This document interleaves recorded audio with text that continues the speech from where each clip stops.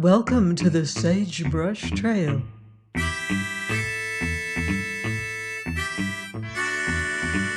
Stories of the West, from the frontier to the Yukon. I'm Mardell, reading Delilah of the Snows by Harold Binlow.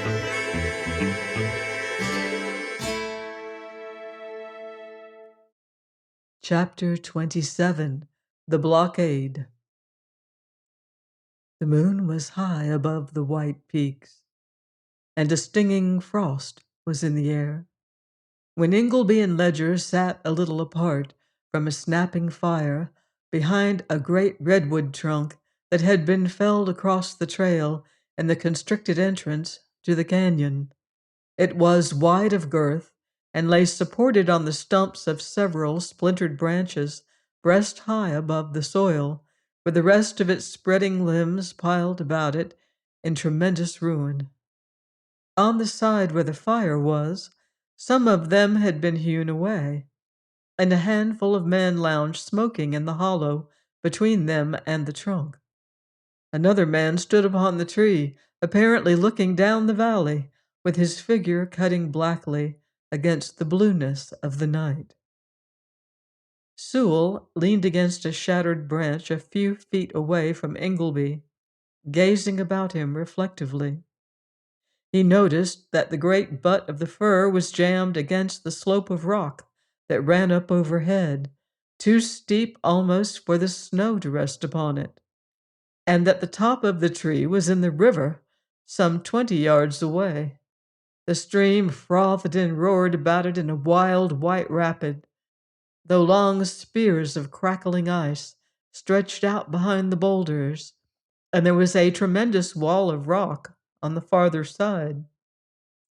It was absolutely unscalable, and from the crest of its ranks of clinging pines rolled backwards up a slope that was almost as steep.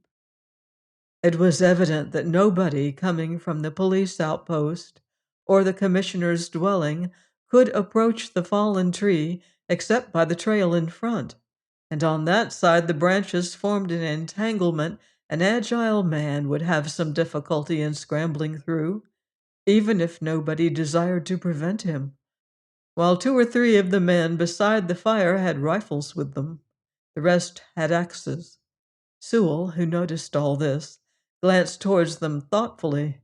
He could not see their faces, but their silence had its significance, and there was a vague suggestion of resolution in their attitudes. Most of them were men of singularly unyielding temperament, who had grappled with hard rock and primeval forest from their youth up. It is a tolerably strong position, and it's the strength of it that particularly pleases me, he said. If there were any prospect of his getting in, Esmond would no doubt try it. As it is, he will probably find it advisable to stop outside and compromise. I'm glad you're satisfied, said Ledger. Still, it's a little unfortunate you were not here this morning. In that case, we might have found some other means of getting over the difficulty, though I'm not sure that there was any. Ingleby glanced sharply at Ledger.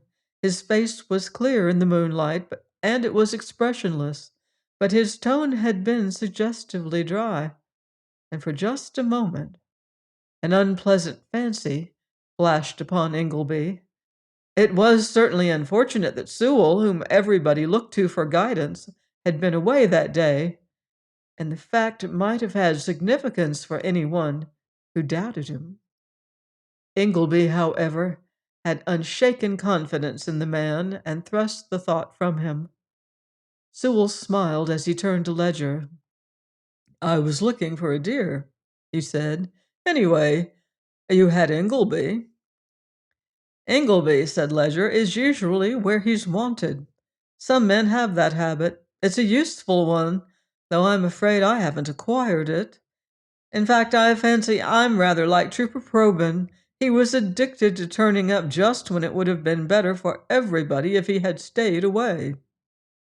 He turned from them somewhat abruptly and strolled towards the men about the fire, while Sewell looked thoughtful as he filled his pipe. Ledger doesn't appear to be in a particularly pleasant mood, but he's right in one respect, he said. It would have been a good deal better if he and Hetty had been anywhere else when Esmond turned up at the bakery. Of course, they couldn't help it, but the result of it is going to be serious. It is not exactly convenient that the thing should have happened now. Ingleby made a gesture of comprehension as he glanced towards the men about the fire. Their big axes gleamed suggestively, and the rifle of the man upon the tree twinkled coldly when the moonlight rested on the line of barrel. "It's all of it unfortunate," he said deprecatingly. "I suppose I'm responsible, but I don't quite see what else anybody could have expected me to do. I couldn't leave Hetty in Esmond's hands. It was out of the question. The police wouldn't have much difficulty in making her out an accessory."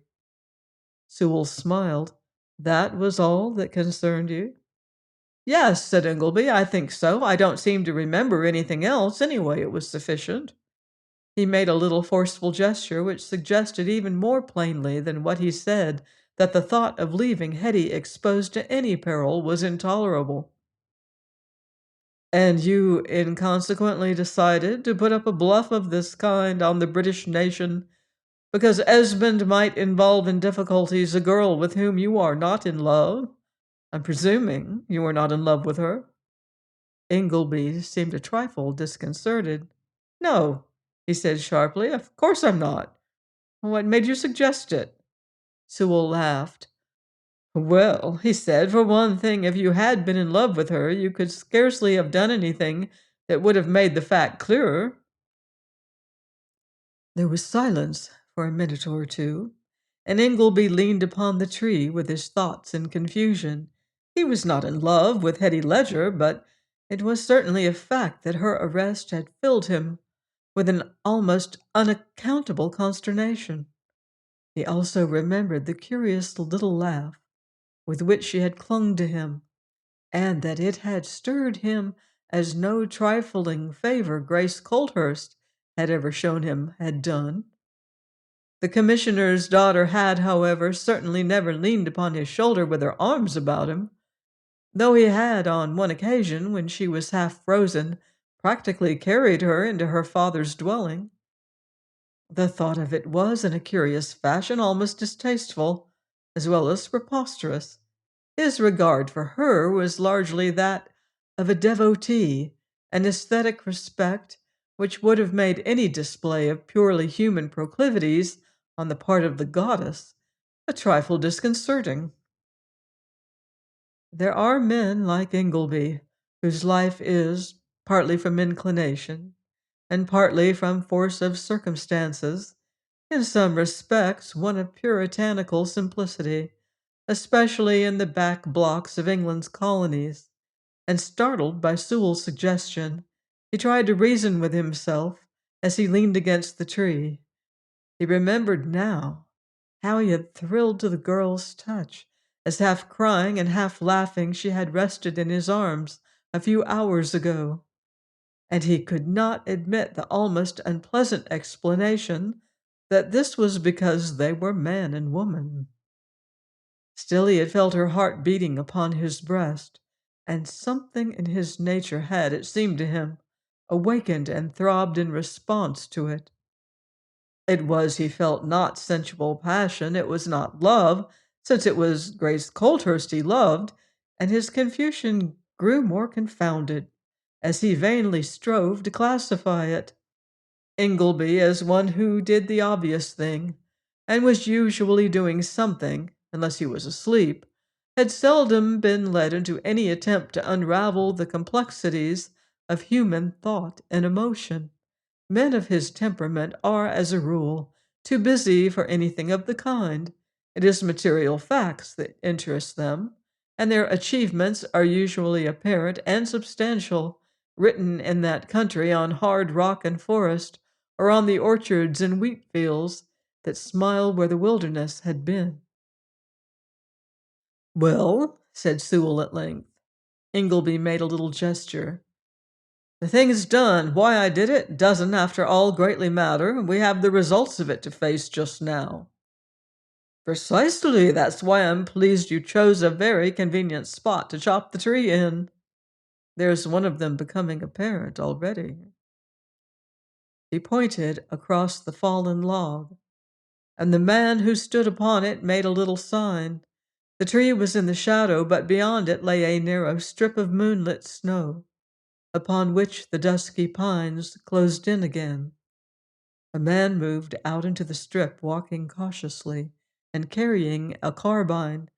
He stopped abruptly, dropping the butt of it with a little thud, and turning his head, he apparently glanced at somebody behind him.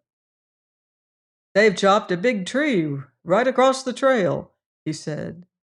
His voice rang clearly through the nipping air, and Ingleby almost envied him as he stood unconcernedly still, a dusky, motionless object, with a blacker shadow projected in front of him on the gleaming snow.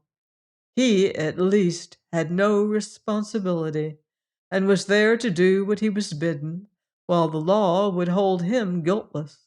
The brief and decisive attempt on the outpost had scarcely given Ingleby cause for thought, but it was different now.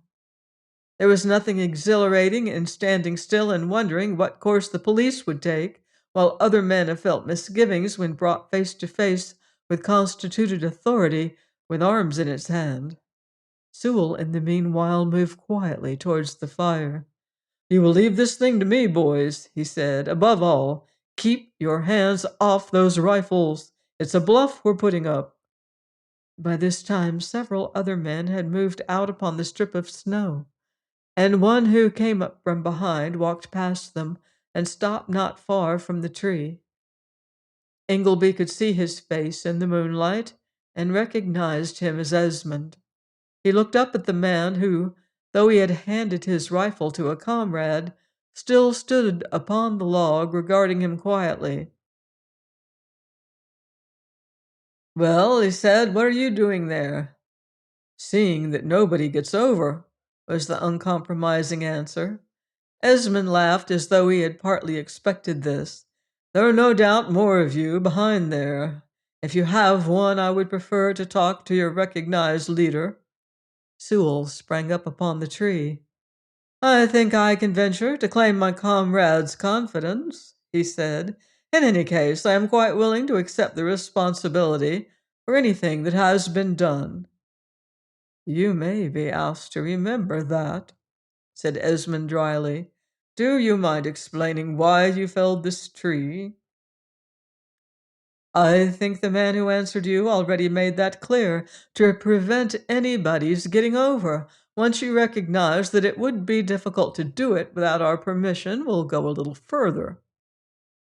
"Then you are deliberately placing obstacles in the way of the police carrying out their duty. I warn you that it may turn out a serious matter." Sewell laughed. "I'm not sure the question is a very happy one. It is rather too suggestive of Monday morning in England. Still, I suppose what we mean to do amounts to that, although we will have pleasure in permitting you to enter the valley when you wish, on one or two perfectly reasonable conditions. It remains to be seen whether you can keep us out." Esmond raised his voice a trifle. "Climb up on that log, Tuppergrave, and let me know who Prospector Sewell has with him," he said. "You have authority to fire on anybody who tries to prevent you." It seemed to Ingleby that Esmond had displayed a good deal of tact. He was aware that in an affair of the kind, the right start counts for a good deal, and that if the miners permitted the trooper to survey their position, it might lead to an unwished-for change in their attitude. If they did not, it would make them the aggressors, and there was the further difficulty that they would probably shrink from offering violence to a single man. "The trooper must not be hurt, boys, but he must not get up on the log," he said, and turned to Sewell with a little gesture of deprecation. Sewell nodded. "You're right, if we can manage it," he said. In the meanwhile, the young trooper was walking towards the barrier. Ingleby surmised that he had no great liking for his task, but beyond the fact that he was holding himself unusually straight and looking steadfastly in front of him, he showed no sign of it. The moonlight was on his face, and it was almost expressionless. "Stop right where you are," said one of the miners sharply. "I guess you'd better." The trooper did not stop, nor did he answer. If he had his misgivings as a human being, he was also a part of a great system by which his nation's work is done and its prestige maintained, and he went on with stiff, measured strides which suggested the movements of an automaton. A handful of men behind the log and another handful standing in the moonlight on the gleaming snow stood silently watching him, and most of them felt an almost unpleasant sense of tension.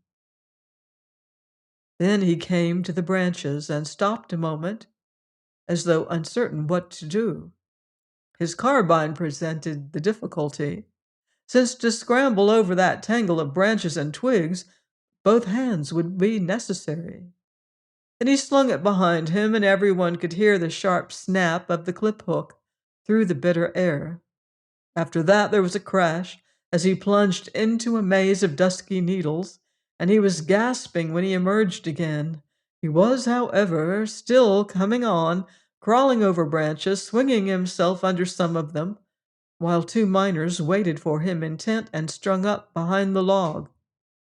When he reached it, the top of the bark was almost level with his head, and throwing an arm upon it, he essayed to draw himself up. At the same moment, two pairs of sinewy hands seized his shoulders and lifted him from his feet. Then there was a shout and a swing, and he was hurled backwards like a stone. He broke through the shadowy needles amidst a crash of snapped-off twigs, and there was a confused floundering in the darkness below. Then a head rose out of it, and the trooper stood straight in the moonlight upon the fork of a great limb, looking back towards his officer now. "Am I to try again, sir?" he asked.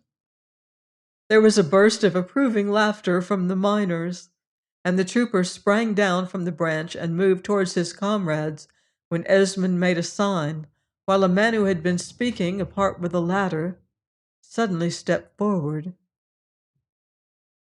"It's the Major," said one of the miners. "Give him a show. Come right along, sir. Nobody's going to hurt you."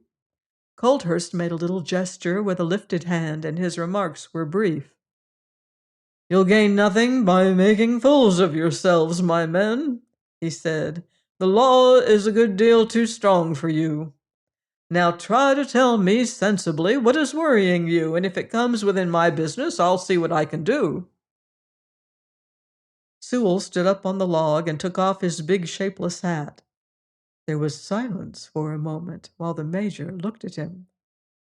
"Mr. Sewell," he said gravely, "I'm sorry to see you here." "I'm a little sorry myself, sir," said Sewell. "Still, that's not quite the point, and if you will listen for a minute or two, I will try to make our views clear. They are not really unreasonable. In the first place, we want Tomlinson tried here by his peers, which, although a little unusual, could, I think, be done. If Captain Esmond can prove him guilty, we will give him up, and he can get a regular court to confirm the verdict. Then we ask immunity for the men who held up the outpost and one or two trifling modifications of the mining regulations which are probably within the discretion afforded you by your commission."